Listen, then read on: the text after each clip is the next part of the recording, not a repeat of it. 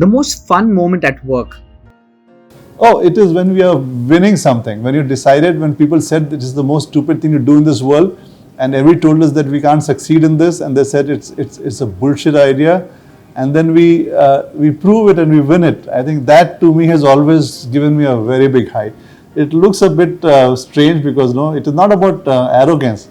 It is about conviction of my team, that we can pull this out, and the collective belief that we have, in spite of everybody opposing it, and then we're able to pull it out. I think that huge satisfaction and the strength of the team, that gives me a lot of happiness. What problems are you set out to solve? Right now, my obsession is I'm an insurance professional. I have a strong belief that the collaboration with insurance and government is able to handle a country problem very well. And I've stated this many times, if you look at the national scheme by the government, 40 crores Indians got covered. There's sum insured of 5 lakh rupees. It's phenomenal. People who cannot afford good health care, have access to good health care.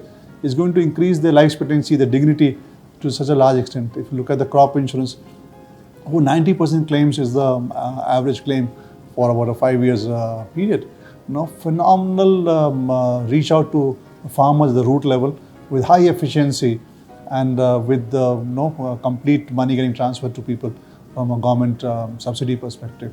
Now I'm looking at how do we solve the problem of the floods and cyclones happening in the coastal belt. How do we come out with parametric insurance that if people have this circumstance in which floods is happening, how do we transfer money to Jan Dhan account?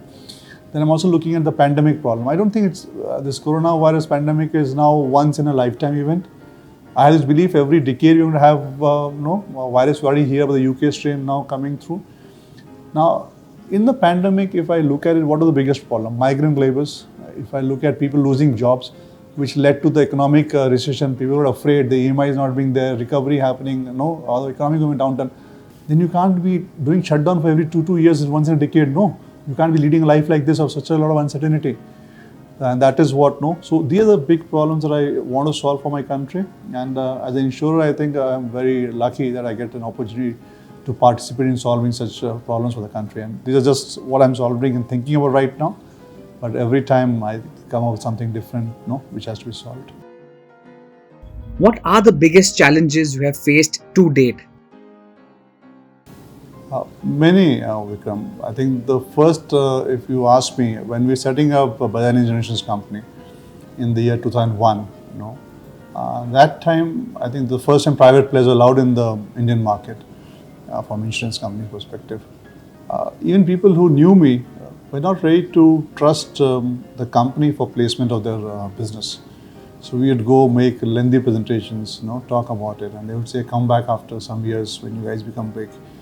Or our policies for automobile, the police didn't accept it because they didn't understand what kind of policy is this. In fact, some bankers also rejected our policies, saying that as per their own internal guidelines, this company name is not there.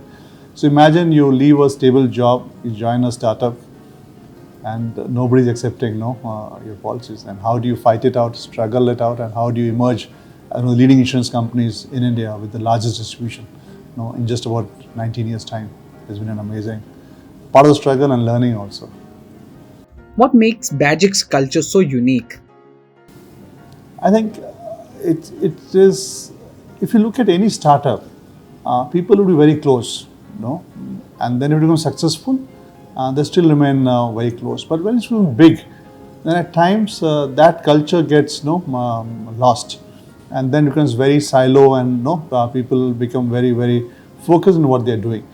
I think the uniqueness of Bajaj is that it's been able to maintain the closeness of a startup, the entrepreneurship spirit, and still care for each other, the high empathy, the part of being together. I've always believed that you can only be a good insurer if your empathy level is very high, and that I think is what is sustained in Bajaj and has been sustainable for a long time. What new technology will transform the future?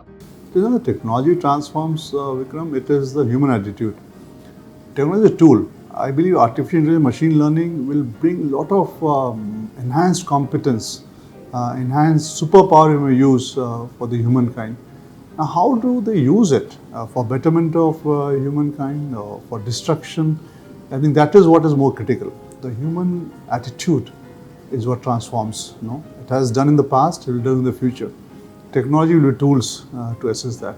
So my worry is there. I think the human attitude has to be far more benevolent than what it is today, less polarized than what it is today, and that is very critical. What's your height? Height 6 feet. You can have dinner party with any four people in the world. Who will be on your invite list? Oh, it's again a very interesting question. So I would actually put my father, my mother, my wife, and my daughters. Yeah. See, I'll tell you why. Even though I meet them and have dinner, but imagine, no, that if I reach out to my mother and say that I'm going to have a dinner with you, and this is like I've been given the choice to have dinner with four people in this world, and it's a very special dinner, no, and I have chosen you. Just imagine. So even if you're meeting, your wife every day, or your daughters, or your parents, but if you give that special, feeling, I think it's going to be a marvelous dinner.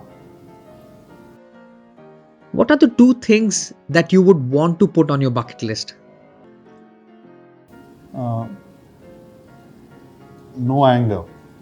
I want to reach a state where I don't get angry at all.